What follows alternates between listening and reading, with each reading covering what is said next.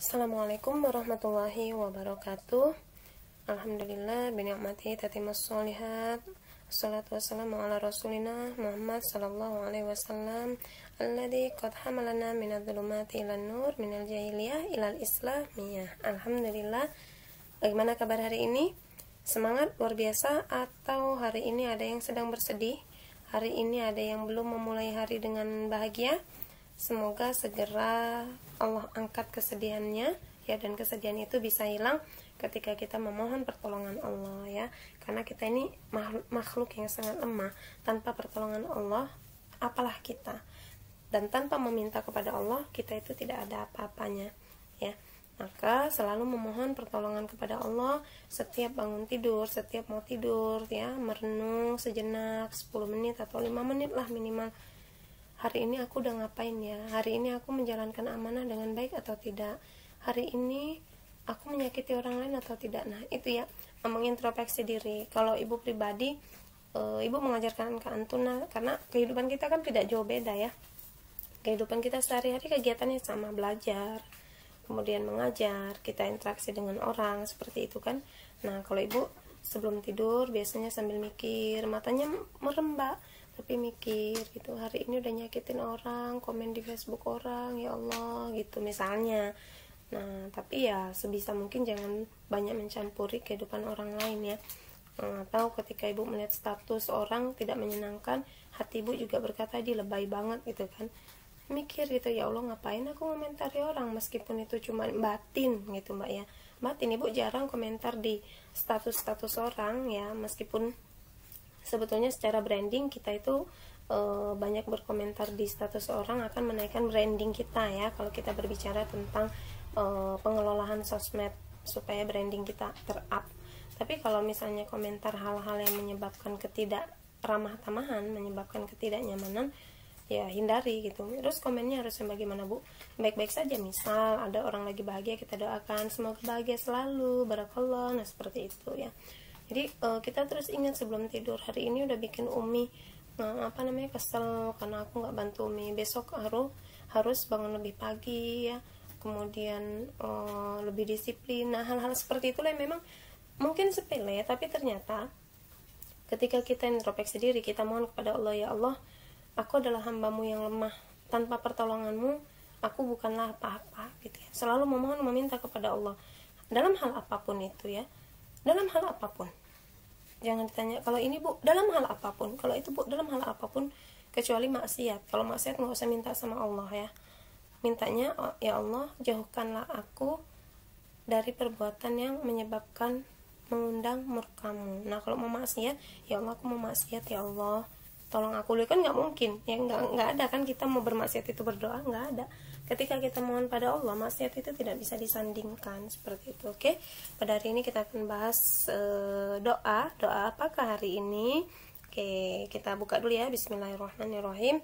Allahumma la sahla illa ma ja'altahu sahla wa anta taj'alul hazna idza syi'ta sahla. Allahumma 'allimna ma yanfa'una wanfa'na bima 'allamtana wa zidna ilman wa amalan mutaqabbala.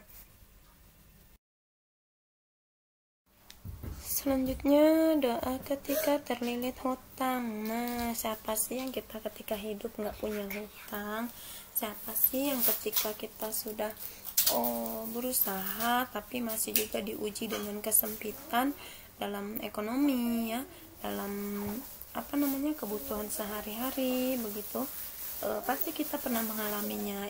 Hatta ibu pun pernah mengalami posisi terlilit hutang. Pernah bu, pernah lah, yang namanya pengusaha mbak. Tapi bagaimana caranya agar kita Allah mudahkan terhindar, bukan cuma terhindar ya, ini kalau udah terlilit berarti kan bukan terhindar ya. Ada kalau doa untuk terhindar dari lilitan hutang tuh ada, tapi ketika kita sudah terlilit, nama terlilit itu kan artinya kita sudah benar-benar memang kondisi meminjam gitu kan. Sedangkan utang piutang itu adalah urusannya bukan di dunia saja ya, sampai di akhirat itu dituntut. Seorang ahlu surga, dia seorang yang sholih udah dijamin masuk surga gitu kan, tapi gara-gara hutang 1.000 rupiah dia bisa tertahan. Nah, kalau udah di akhirat kita udah nggak bisa lagi namanya mau balik ke dunia melunasi hutang, nggak bisa. Jadi suatu ketika ibu tuh pernah punya utang sama kakak kelas dulu di pondok, 1.000 mbak, 1.000 rupiah, ingat banget. Nah, namanya Mbak Nailul gitu kan, ingat banget itu 1.000 rupiah. Ya Allah bu, 1.000 rupiah doang. Nah ya Allah lah, ya Allah, yang doangnya itulah yang sering kali kita menyepelekan namanya hutang kan. Akhirnya bukan sengaja untuk nggak bayar, kelupaan kakak kelasnya waktu dibayar, mau dibayar ya ntar ya gitu kan. Nah ibunya juga lupa, akhirnya sampai kakak kelasnya lulus, ibu juga udah pindah ke sekolah tahfidz di Solo waktu itu. Masih bareng kakak itu tuh di apa namanya, di Jepara gitu. Akhirnya ibu ingat beliau dan ibu sodakokan atas nama beliau 1.000 rupiah. Ya Allah, aku pernah meminjam hutang dengan Mbak Nailul, minjam uang 1.000 rupiah dengan Mbak Nailul, aku menggantinya dengan uang 1.000 rupiah ini ke sodakoh, jadikanlah kelak di akhirat sebagai bukti bahwasanya aku telah melunasinya. Sampai seperti itu mbak. Nah tapi lilitan hutang masa kini itu jauh daripada 1.000 rupiah ya. Kalau pelajar mungkin 1.000 rupiah itu masih berharga banget gitu kan. Kalau sekarang namanya mak-mak 1.000 rupiah itu ya paling buat jajan anak gitu kan. Nah akhirnya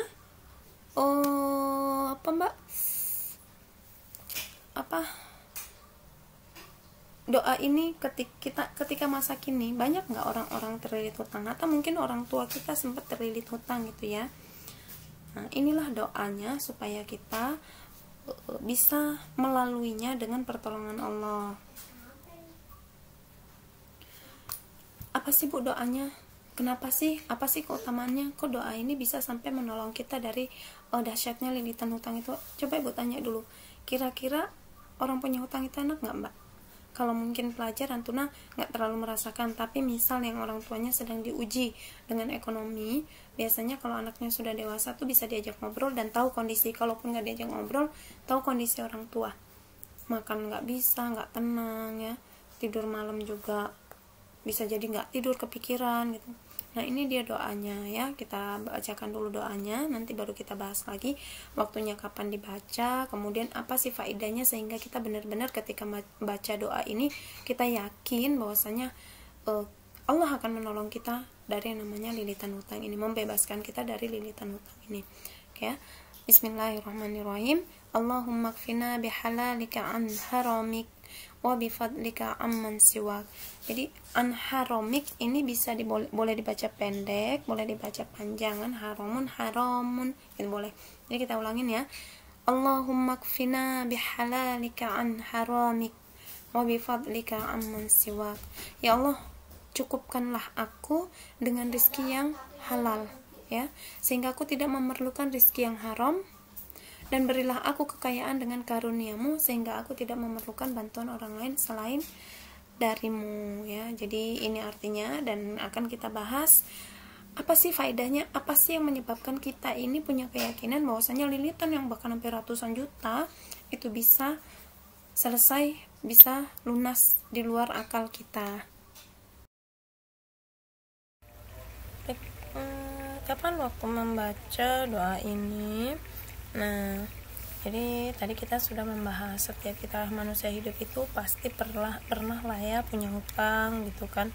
Tapi ketika kita berhutang juga jangan menggampangkan hutang, juga jangan mudah sekali untuk berhutang ya.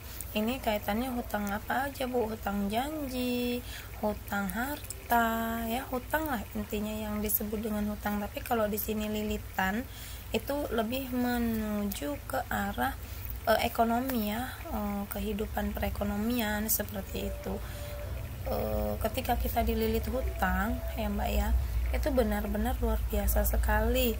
Pertanggungjawabannya bukan cuma di dunia seperti yang sudah ibu sampaikan, tapi sampai di akhirat itu akan dipertanggungjawabkan. Dan fatalnya ketika di akhirat kita tidak bisa lagi memperbaiki kondisi sebagaimana ketika kita punya masalah di dunia kita bisa memperbaiki ya enggak.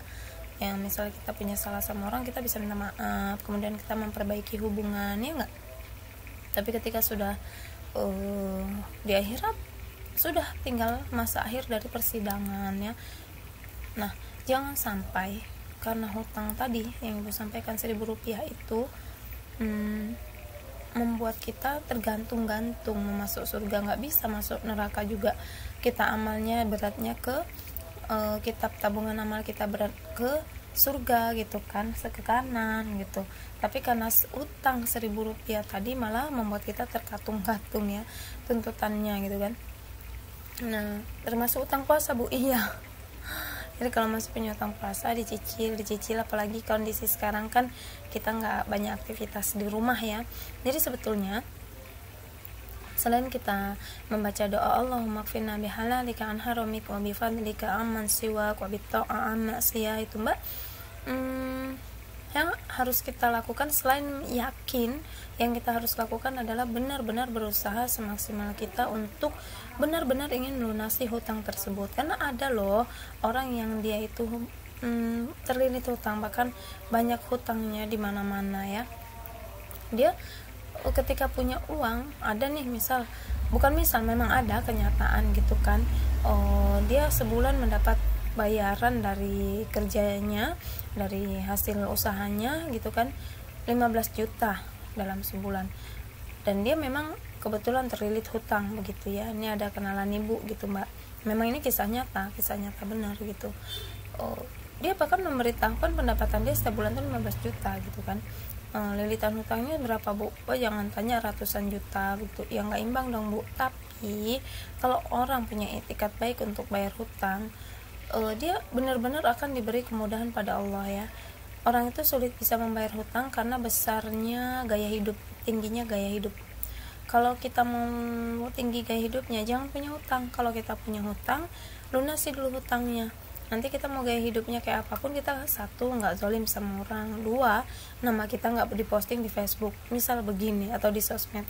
Kita pernah utang sama temen gitu kan, sebulan lalu janjinya kita bayarnya sebulan, ternyata sampai ditagih, Mbak ini fulana ini udah 1 bulan, aku mau ngambil uang bisa. Ya ampun, kamu sama temen gitu banget sih, perhitungan banget lah. Mending kalau utangnya cuma 50.000, masalahnya utangnya 50 juta gitu kan, enggak pun 50 juta, 5 juta lah mungkin. Karena orang yang meminjamkan uang ke kita itu bukan berarti dia nggak butuh, bisa jadi karena dia menghargai kita sebagai sahabatnya, dia berusaha semaksimal mungkin bagaimana sahabatnya tidak kesusahan gitu kan. Nah ini ada Mbak, kenalan ibu, memang kenal gitu kan, memang ya kalau bilang dekat enggak, tapi kenal, tahu iya gitu kan. Bahkan pernah bilang sendiri bahwasanya dia pendapatan sebulan 15 juta. Untuk mencicil hutang nggak ada etikat baik sama sekali. Tapi untuk gaya hidup jangan tanya, dari tasnya, dari pakaian fashionnya, ya pokoknya intinya gaya hidupnya begitu kan. Tapi ketika kaitannya tentang hal-hal yang melunasi hutang lah, dia tuh banyak alasan. Gimana ya Dil, aku tuh begini dan beginilah, gaya hidupnya tinggi banget gitu kan. Dan ini ketika dia memiliki anaknya sekolah, anaknya dalam masa pendidikan, sungguh-sungguh akan mempengaruhi memberi pengaruh keberkahan. Artinya anaknya akan sulit sekali mendapat keberkahan ketika seseorang yang gaya hidupnya tinggi tapi hutangnya banyak, tidak beriktikat baik untuk membayar hutang demi untuk terlihat gaya hidupnya yang tinggi, terlihat high gitu kan. Terkadang SPP anaknya diterlantarkan, maksudnya diabaikan, yang penting anak-anaknya dikasih fasilitas, dan ini sangat tidak baik Mbak. Teman ibu tuh kelakuannya begitu. Jangankan teman ibu, ini yang ibu ceritakan lagi orang terdekat ibu, masih kerabat ibu. Kerabat ibu ini gaya hidupnya tinggi sekali, masih kerabat itu dekat lah ya, masih saudaraan gitu. Kami memang benar-benar bisa melihat gaya hidupnya gitu Mbak, gaya hidupnya tinggi. Gaya hidup tinggi tuh gimana sih Bu yang ibu maksud? Dia kalau untuk pakaian tuh harus yang mahal ya, kemudian maunya selalu terlihat cantik, rajin ke salon gitu. Sampai suatu ketika suaminya udah babak belur nih karena anak dan istrinya menghabiskan uang tuh nggak pikir-pikir. Ternyata bapaknya dapat tagihan dari sekolah sampai puluhan juta, dapat tagihan dari salon tempat dia menyalon, karena udah langganan ternyata boleh dihutangin. Akhirnya bapaknya babak belur kan, sakit, kemudian keluarganya entah berantah, bercerai, hancur lah, entah berantah. Anaknya sudah ya tadi kembalinya keberkahan ya, anaknya terkena pergaulan bebas, ya udah nggak bisa dibilang gitu mbak. Kita lo kok nggak dinasehatin bu, ya jangan tanya. Kalau kita mah namanya sama saudara, bukan cuma nasehatin mbak, namanya sama kerabat ya, kayak ibu sama sepupu ibu aja. Kalau misalnya kami, apalagi keluarga kami ya, keluarga baik ibu, orang tua ibu sama keponakannya, orang tua ibu sama ibu sama sepupu ibu gitu, kalau ngomong belak-belakan, misalnya kayak ibu sama Bu Intan gitu kan, dan jangan begini gitu, biasa ngomong sama saudara itu maksudnya belak-belakan, itu biasa ya. Makanya kalau ada kerabat kita yang begitu, kita juga ngomonginnya coba dipikir-pikir, suamimu kerja, kamu ternyata banyak tagihan hutang. Akhirnya ya benar mbak, ketika dan ini ya, bukan ketika aja, dan ini terjadi banyaknya pada wanita. Kisah lain lagi, nah ini teman ibu yang bawain ceritain ya, teman ibu. Jadi memang bu katanya kan nggak boleh kilawakola, tapi kalau kita ambil pelajaran hidup boleh kita bahas, asal tidak menyebutkan namanya ya. Jadi bu tuh punya temen, dia tinggal di perumahan yang lumayan lah gitu ya, perumahannya itu lumayan gaya hidupnya awam lah, jahiliyah gitu mbak. Nah teman ibu ini punya tetangga memang cukup untuk penampilannya cantik, suka shopping gitu kan. Suami, kalau pengakuan teman ibu sebagai tetangga dekatnya, suaminya itu kerjanya mapan, bahkan punya mobil, bahkan kaya lah gitu ya, kaya. Kalau dibilang nggak punya, nggak mungkin. Ternyata si perempuan ini kurang puas. Inilah penyakit perempuan. Makanya kenapa kata Rasul, banyaknya penduduk neraka itu adalah perempuan. Hati-hati mbak, ternyata ini dia yang menyebabkan wanita-wanita menjadi penduduk neraka ya. Ketika suaminya kerja, dia tidak pandai menjaga harta suaminya. Makanya betul kan sabda Rasul, ini kita kembali lagi ke sabda Rasul ya. Rasul ketika Islam, ketika Rasul menyampaikan dakwahnya, itu karena memang benar-benar Allah sudah membimbing Rasul kita, dan Rasul itu benar-benar sayang sama kita. Apa sabda Rasul? Wanita solihah itu adalah yang menjaga sholat 5 waktu, berpuasa Ramadan, menjaga kehormatannya, menjaga harta suaminya, seperti itu kan, menjaga aurat gitu kan mbak. Tidak sembarangan menerima orang asing masuk ke dalam rumah. Bahkan kalaupun sepupu tapi nggak ada suami, sepupu laki-laki tetap nggak boleh masuk rumah tanpa adanya suami kita begitu. Benar-benar ini sabda Rasul. Dan ketika ibu mendapat kisah itu dari teman ibu tuh luar biasa. Ya Allah, inilah alasan kenapa Rasul mengatakan banyaknya penduduk neraka adalah wanita. Ternyata ini yang banyak berhutang itu perempuan. Kadang laki-laki itu sebetulnya mereka itu punya harga diri yang tinggi mbak. Itulah kenapa mereka itu dikatakan pemimpin. Kalau mereka itu susah, bagi mereka tuh nggak masalah. Tapi laki-laki itu nggak mau orang yang dicintai itu merasa susah, paham nggak?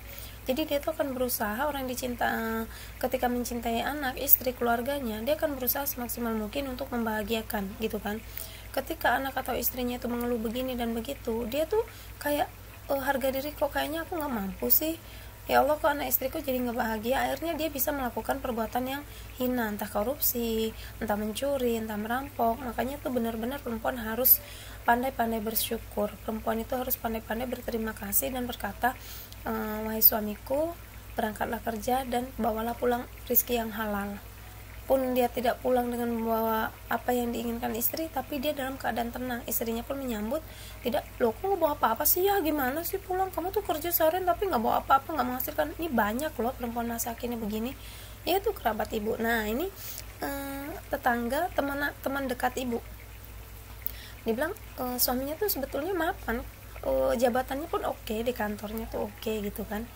Tapi istrinya karena tadi ngerasa uang dari suami kurang, padahal itu udah dibilang lebih-lebih lah kalau untuk standar kami yang model ibu mungkin kalau dikasih 10 juta per bulan cuma untuk shopping aja udah lebih lah gitu ya ibu. Nah ini dia tuh merasa nggak cukup gitu mbak. Akhirnya dia minjem ke rentenir, dan dia nggak berani ngomong sama suaminya ya.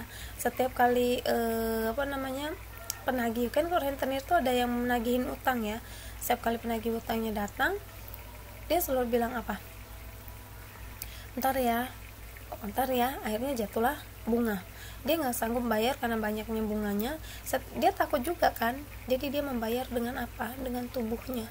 Coba, na'udzubillah, betul kata Rasul, banyaknya penduduk neraka itu adalah wanita. Dia tidak pandai menjaga harta suaminya, dia tidak pandai menjaga kehormatan untuk suaminya, kehormatan suaminya. Contoh kehormatan suaminya tadi, dia sudah berzina, kemudian dia juga tidak menjaga kehormatan suaminya, bisa dikatakan dengan dia menceritakan aib suaminya kepada orang tuanya, kepada kakaknya, kepada keluarganya. Kan banyak wanita-wanita masa kini, istri itu kadang suaminya tidur yang gimana-gimana aja digosipin sama saudaranya atau sama maknya. Iya tau bu, aku nggak bisa tidur, suamiku kalau malam tidurnya ngorok banget. Ya Allah, perkara gitu ada bu, ada. Mungkin sekarang karena kalian masih remaja belum terbayang sekali, tapi ketika sudah berumah tangga, baru merasakan bagaimana keadaan ingin menjaga suami, kemudian keluarga, kemudian kalian akan berada pada titik siapa yang menjadi teman untuk kalian berkumpul. Nah, kalau ibu pribadi, ibu merasa bersyukur ya, dia sabikun, ibu-ibunya, guru-gurunya solihah, teman-teman ibu tuh solihah gitu kan. Kalau ibu berada di tempat lain, ibu juga wallahu a'lam gitu kan, karena ibu juga punya teman-teman di pondok. Setiap kali ibu pantau status Facebooknya, ibu pantau kualitas dia dalam menulis status, ya kalau dibilang dia orang tahu agama, anak pondok, dia juga kurang baik dalam menjaga lisan dalam membuat status. Ketika ibu melihat teman-teman ibu sama lawan jenis bukan chattingan, komen-komentaran, dia udah bersuami, terus yang cowoknya juga udah bersuami, ya cuma bercanda-bercanda aja sebetulnya. Dan menurut teman-teman ibu yang ada di dunia maya itu biasa aja, orang kita nggak selingkuh kok, kita nggak chatting pribadi. Nah, disitulah mindset yang akan merusak kita ketika kita memiliki komunitas yang model begitu. Tapi karena ibu berada di komunitas ini dan ibu diajarkan untuk benar-benar menjaga bahkan jangan posting gitu. Nalurinya mbak ya, perempuan, ibu itu suka posting mbak, suka posting kan. Kalian juga tahu ibu itu penggiat sosmed gitu kan. Tapi tertahan tadi karena ada larangan untuk mengupload foto pribadi gitu kan. Kalau enggak, mau galeri ibu aja penuh, mau kemana sama suami ibu, mas foto dulu ya, dedek sini deh kita foto gitu. Nah alhamdulillah ada peraturan tidak diperbolehkan memajang foto. Kalau ibu memposting, apa bu konsekuensinya?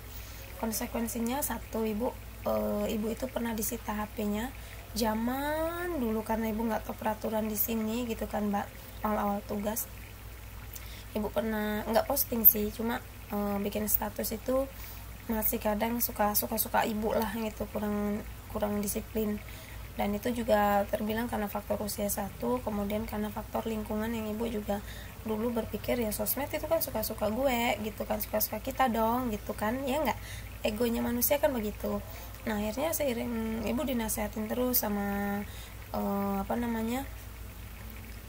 mentor ibu, sama teman-teman ibu gitu kan. Akhirnya mereka tuh ngeliat, ini anak kau bandel gitu ya mungkin dianggapnya bandel dibilangnya. Jadi setiap hari tuh HP ibu disita, setiap hari dari pagi sampai jam sekolah HP ibu disita, nggak boleh pegang HP, dan ibu cuma boleh posting itu setiap jam dari jam 3:30 setelah pulang sekolah. Dan itu akhirnya terbiasa. Makanya coba kalian lihat postingan ibu itu akan dimulai pada pukul 2:30 sore dan akan berakhir pada pukul 6 pagi, atau paling bandel-bandelnya itu ya 6:30 sebelum bel masuk sekolah itu ibu masih posting. Artinya sebelum ketika jam sekolah memang benar-benar udah nggak posting, terus juga nggak mengomentari membalas komentar baik inbox, baik WA seperti itu. Dan ternyata luar biasa, kalau logikanya manusia lah, namanya kita jualan tuh gimana, pasti kita kan butuh waktu jam terbang. Kalau namanya di sosmed mbak, jam terbang itu harus tinggi. Untuk posting aja minimal itu kita 10 kali dalam sekali posting begitu ya. Nah logikanya, kalau kita pakai logika ya, nggak pakai dengan nggak kita bahas dulu lah rezeki itu memang dari Allah gitu ya, kita pakai logika kita ya nggak. Manusia kan sukanya pakai logikanya kan. Nah nanti aku gimana ya kan, brandingku ada di tulisan gitu, sementara di kelas ibu juga ikut kelas bisnis. Dalam kelas pelatihan bisnis itu harus pandai menulis dan harus rajin posting. minimal 10 kali, nanti harus laporan gitu. Ya Allah, gimana ya, kan waktunya posting itu dari jam 9 pagi, kemudian nanti jam 11, kemudian jam 1 siang, kemudian jam 3 sore, jam 5 sore, malam gitu kan. Itu ada jam-jam postingnya, Mbak. Ya Allah, logikanya ibu berpikir ketika mengedepankan ego ibu, kok aku dihalangin sih, ini kan cara aku berbisnis. Dan alhamdulillah Allah membimbing ya, memberi kemudahan, Allah membukakan hati ibu untuk menggunakan ibu, nggak berpikir begitu ya, kalau memang udah rezeki mah Allah pasti datangkan gitu. Sehingga ternyata customer ibu mereka tuh paham. Misal ibu pasang status tentang iklan atau tulisan, mereka komentar, Mbak Dila jawabnya nanti aja setelah Mbak Dila nggak sibuk. Mereka sampai paham karena mereka ibu pernah bikin tulisan, memang saya bisa menjawab chat ketika pukul 2:30 paling cepat, selebihnya saya dalam saya kegiatan mengajar dan itu adalah hak anak-anak saya untuk mendapat ilmu. Sehingga Mbak, customer ibu dari yang NTB, bahkan ada yang Malaysia juga gitu kan, ada yang Lampung, ya udah jauh sih ya, udah banyak. Ibu bisnis itu dari tahun 2010 sejak ibu tugas lulus sekolah, ibu bertugas gitu ya, dan ya butuh jam terbang juga kan, butuh kepercayaan diri dan dilatih terus gitu.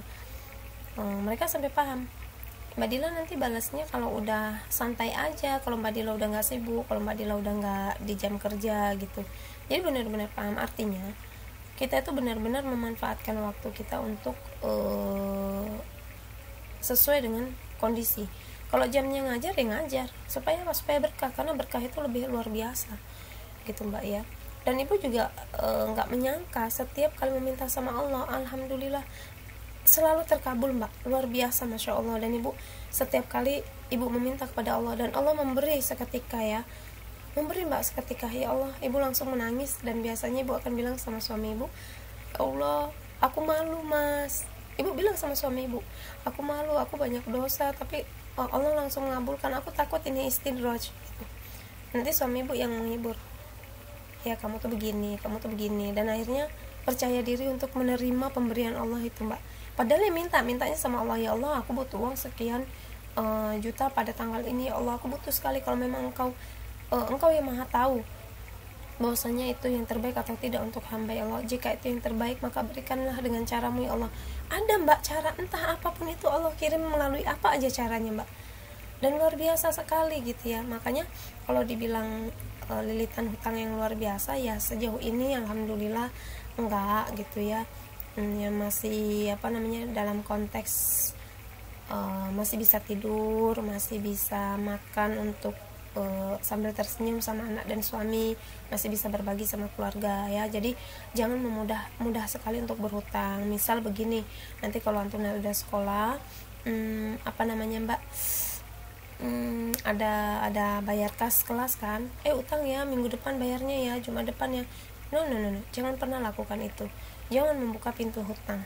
Untuk ke kantin aja bisa gitu kan, masa iya 2.000 rupiah untuk sodako, ngutang minggu depan ya, untuk sodako lo judulnya kok ngutang. Emang mau antuna diutangin ntar ya dirapel aja ya rizkimu besok aja, nggak mau kan. Nah begitu. Nah ini manfaat dari doa ini ya, Allahumma kfina bihalalika ini, ketika kita membacanya dengan yakin bahwasanya Allah benar-benar menolong kita, memenuhi. Tapi benar-benar kita juga cara mencari nafkahnya tuh dengan cara yang halal. Kayak tadi Mbak, bisa jadi rezeki ibu nggak berkah kalau ibu diam-diam. Ibu tuh bukan nggak bisa loh diam-diam, akun ibu tuh banyak banget, akun cloningan namanya ya, kalau dalam bahasa covert sellingnya akun cloningan. Jadi ibu tuh punya akun Facebook itu lebih dari 5 dan ibu itu bisa saja dong posting dan di luar ketika jam-jam kerja dengan menggunakan akun cloningan ibu, bukan pakai akun yang udah masyhur di Lana Jemaah itu gitu kan. Tapi ibu punya Allah yang maha mengawasi, yang ngasih rezeki ibu Allah, bukan atasan ibu ya, bukan kepala sekolah yang menjadi atasan ibu, bukan, tapi yang ngasih rezeki itu Allah.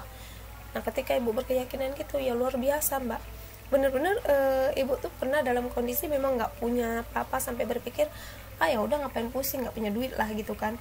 Ibu kan tukang jajan aslinya ya, tukang jajan, hobi jajan lah gitu kan. Tapi ketika benar-benar yakin Allah itu maha memberi rizki sesuai dengan kebutuhan kita, luar biasa sekali. Tiba-tiba Mbak Dila mau pesan pai susu ya 10 box. Tiba-tiba Mbak Dila aku mau ikut diet ya, langsung transfer 1 juta. Malamnya Mbak Dila aku temennya ini, aku mau ikut diet boleh? Iya boleh.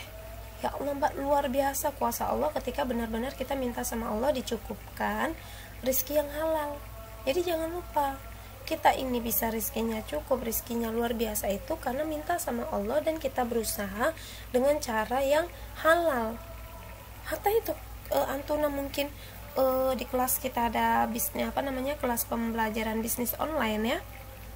Hatta itu Antuna seperti yang Ibu bilang, enggak lah bisnis online. Antuna punya akun yang lain dengan nama nama lain lah, nama yang non muslim, misalnya sonju gitu kan, minmonmen gitu kan, yang nggak tahu lah gitu kan. Mungkin memang nggak berteman sama guru-guru Antuna, mungkin nggak berteman sama teman-teman Antuna, mungkin bertemannya sama kelompok ya, sama teman-teman yang sekiranya bisa diajak untuk rahasia-rahasiaan gitu kan. No problem, karena memang itu semua kalian akan bertanggung jawab di akhirat. Yang bertanggung jawab bukan guru kalian, tapi kalian sendiri. Ya, siapa sih yang mampu menandingi kekuasaan Allah? Nggak ada kan. Jadi memang kami sebagai guru itu adalah kemampuannya hanya sebatas manusiawi, mengingatkan, menegur jika ada yang melakukan kesalahan. Tapi selebihnya jika ada yang melakukan hal-hal di belakang guru gitu kan, ya sudah, di belakang kakak kelasnya, misalnya kakak OSIS gitu kan, atau kakaknya malah menganggap remeh adik OSISnya misalnya gitu, itu urusan dia sama Allah. Kebohongan-kebohongan yang kita lakukan secara diam-diam itu kan dilakukan karena nafsu. Nah, itu urusan dia sama Allah ya. Paham ya sampai di sini ya? Pembahasannya malah luas jadinya, karena memang untuk terbebas dari lilitan hutang ini kaitannya benar-benar kita meyakini satu, Allah itu maha memberikan, tidak pernah menunda. Jadi rezeki kita tertunda, kita terlibat masalah itu karena kita sendiri. Kita berat menjalani syariat ini karena nafsu kita sendiri, bukan karena beratnya hukum Allah, bukan. Kalau kita kembali lagi ke hukum Allah, oh luar biasa sekali, hidup ini nikmat, hidup ini damai ya. Oke, kita balik lagi Bu, terus doanya itu kapan Bu dibaca Bu? Jadi doa ini dibaca, afdolnya mustajabnya sekali itu ya Mbak ya. Kan ada sih waktu-waktu mustajab berdoa, tapi doa ini sangat-sangat afdol, sangat utama jika dibaca ketika seorang lelaki dianjurkan membacanya habis sholat Jumat tuh jangan langsung pulang, duduk dulu berzikir ya. Sambil membaca ini benar-benar merenungi bahwasanya kita hanya membutuhkan rezeki dari Allah yang halal, kita tidak butuh bantuan manusia. Kadang ketika kita sedang terlilit hutang, kita berpikir, oh temanku yang ini, oh mungkin temanku yang ini bisa nolong. No, kita back lagi, kita kembali ke Allah. Ketika membaca doa ini, kita benar-benar yakin bahwasanya Allah yang maha kaya dengan segala karunia-Nya yang akan menolong kita. Dengan kita berusaha, kita jalan aja dengan kerjaan kita yang halal, Allah akan limpahkan rezeki dari segala arah gitu ya, paham ya. Nah, ini dibaca waktu hari Jumat, habis sholat Jumat bagi laki-laki, mau disampaikan ke abinya boleh gitu ya. Nah kemudian dan ini hadisnya sahih nih Mbak ya, hadisnya sahih, masyhur sekali. Kemudian bagi perempuan kapan Bu? Perempuan itu kita ambil dari kisahnya Fatimah Az-Zahra ya. Setiap habis asar dia tidak pernah meninggalkan tempat ibadah dia. Jadi perempuan itu tempat ibadahnya di mana yang terbaik? Rumah kan. Bahkan dikatakan sebaik-baiknya lebih afdol lagi selain di rumah adalah di dalam kamarnya, di tempat yang sepi dan tertutup. Dia benar-benar berdua sama Robnya. Dan itu pernah Ibu coba Mbak. Pernah Ibu coba ya. Ibu minta sama suami Ibu, Mas tolong kamar ini khusus untuk ibadahku ya gitu. Dan Ibu benar-benar mencoba itu. Luar biasa, memang damai sekali Mbak. Seakan-akan tuh memang benar-benar pertolongan Allah itu datang gitu ya. Oke, Ibu ceritakan ini kepada Antuna sebagai pengalaman, supaya Antuna bukan cuma iya Ibu mah cuma jelasin doang. Coba Ibu menceritakan ini karena memang Ibu berdasarkan pengalaman. Sesuatu yang kita ceritakan berdasarkan pengalaman itu jauh lebih memotivasi biasanya, betul begitu ya. Nah, lain dong kalau ceritanya mau Ibu pamer nih. Tahu nggak Ibu tuh ya kalau doa langsung mustajab. Ibu butuh uang 1 juta, 2 juta, 10 juta, Allah langsung ngasih tahu. ibu langsung dapat gitu, ibu langsung dapat tahu tanpa menyertakan nama Allah. Nah itu dia yang disebut riya ya, pamer. Tapi ibu menceritakan kepada antuna satu sebagai nikmat Allah yang boleh diceritakan. Wa amma bi ni'mati rabbika fahadits, kita boleh menceritakan nikmat Allah untuk memotivasi teman-teman kita, saudara-saudara kita. Nah jadi Fatimah Az-Zahra itu anak Rasul Shallallahu Alaihi Wasallam, padahal udah dijanjikan Fatimah ini adalah akan menjadi seorang ratu surga gitu ya. Masya Allah loh, bukan bidadari tapi ratunya, salah satu ratu surga itu Fatimah Az-Zahra gitu kan. Nah ada 4 perempuan, Fatimah, Khadijah gitu ya, Maryam. Nah kemudian Fatimah Az-Zahra ketika sudah waktunya asar, dia akan mengatakan kepada budaknya, nanti budaknya itu akan melihat matahari sudah condong kemana gitu kan zaman dulu itu lebih melihat ke waktu matahari ya. Kemudian mataharinya, kemudian pembantunya, budaknya akan bilang hana waktul asri gitu, sudah tiba waktunya asar gitu kan, hanal waqt gitu. Fatimah tuh udah paham kalau budaknya udah ngomong gitu, karena memang dia nyuruh budaknya setiap asar itu untuk berjaga-jaga gitu kan Mbak. Nah ketika sudah waktu asar sampai menjelang maghrib, Fatimah itu tidak pernah keluar dari tempat peribadahannya, karena ternyata di situ adalah waktu mustajabut doa. Dan luar biasa sekali, wanita diperintahkan, sangat dianjurkan membaca doa setelah asar sampai menjelang maghrib ya. Dan doa ini ketika antuna baca, bukan cuma berarti ini harus dibaca Umi sama Abi, kan yang nyari rezeki, yang nyari nafkah Umi sama Abi, yang kelilit utang Umi sama Abi gitu misalnya. Lah antuna boleh membaca. Kenapa? Karena anak solihah itu akan membawa keberkahan bukan untuk dirinya saja, tapi dia akan membawa keberkahan untuk keluarganya, yaitu untuk kedua orang tuanya, rezeki abinya dipermudah, seperti itu ya. Jadi waktunya membaca bagi laki-laki baiknya membaca setelah sholat Jumat, jangan langsung pergi ya. Adalah waktu 5 menit, 10 menit untuk benar-benar merenungkan ini doa ini. Kemudian perempuan itu ba'da asar, jadi habis asar itu jangan langsung gitu ya, jangan langsung cabut megang HP gitu, atau yang mau janjian jalan-jalan sama temennya beli seblak gitu kan, jangan langsung OTW ya, zikir dulu ya. Kalau bisa diusahakan habis asar nggak usah keluar kecuali memang urgent ya, atau sama mahramnya diajak jalan-jalan. Tapi kalau nggak diajak jalan-jalan sama mahramnya ya sabar gitu ya Mbak ya, ibu gitu. Nah sudah, insyaallah bisa dipahami nih ya. Penutupan ya, alhamdulillah ya, insyaallah sudah panjang lebar ibu jelaskan tentang doa ini. Semoga bisa diamalkan, semoga benar-benar menjadi motivasi untuk antuna, karena ini memang kendala hidup kita kan memang ini ya, kendala hidup kita kan kalau yang kaitannya sama ekonomi, terus kita terjepit, terus kita dapat solusi jalan keluar, itu semangat banget. Dan ibu yakin antuna ketika mendengarkan ini benar-benar ya Allah, iya ya, aku harus praktik ini gitu. Luar biasa, semoga Allah ijabah setiap doa antuna, doa kita semua ya. Aslinya doanya itu gini, Allahumma kfini bihalalika an haramik wa bifadlika amman siwak wa bitta'ah an ma'siyah. Allahumma kfini, ya Allah cukupkanlah aku gitu kan. Tapi ibu rubah rupanya menjadi Allahumma kfina bihalalika, artinya kita mendoakan jangan cuma diri kita sendiri, ntar kita jadi orang pelit, tapi kita mendoakan Allahumma kfina, kami artinya kita, adik kita, ayah kita, ibu kita, saudara sesama muslim ya. Allah cukupkan rizki yang halal. Artinya ketika kita berdoa jangan cuma berdoa untuk diri sendiri dengan domir aku gitu ya. Jadi kita bikin domirnya domir nahnu, Allahumma kfina bihalalika an haramik gitu kan, atau Allahumma inna nas'aluka, atau Allahumma alimna kalau mau untuk diri sendiri, Allahumma alimni gitu. Jadi kalau berdoa usahakan kita mendoakan seluruh kaum muslimin dengan mengganti domirnya nah gitu ya. Allahumma kfina, Allahumma alimna ya, Allahumma inna nas'aluka gitu. Bisa dipahami ya. Oke, kita akhiri. Subhanaka Allahumma wa bihamdika asyhadu an la ilaha illa anta astaghfiruka wa atubu ilaik. Assalamualaikum warahmatullahi wabarakatuh.